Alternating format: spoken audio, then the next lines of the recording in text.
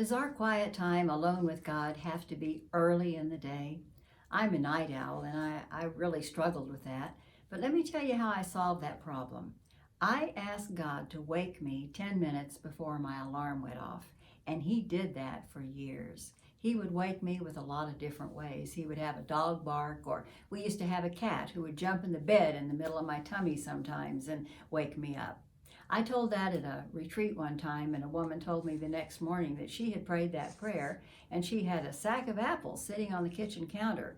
And at 5:30 in the morning, the apples fell off, and there was nobody there to knock them off. She said it must have been an angel. Well, I've had a lot of stories like that. The funniest one I ever heard was from a young man who prayed that prayer. And the next day he came back to the retreat and he said, well, I prayed that God would wake me up.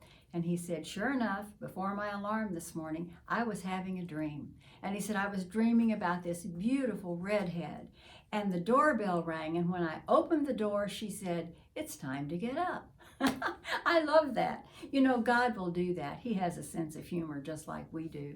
And I think He wants that time with us. And He will help us to find that time early in the day when we can give it to Him as the first fruit of our day and know that it will be an uninterrupted time, because the day will get away from us if we don't focus on Him then. He will help us. Just pray and ask Him.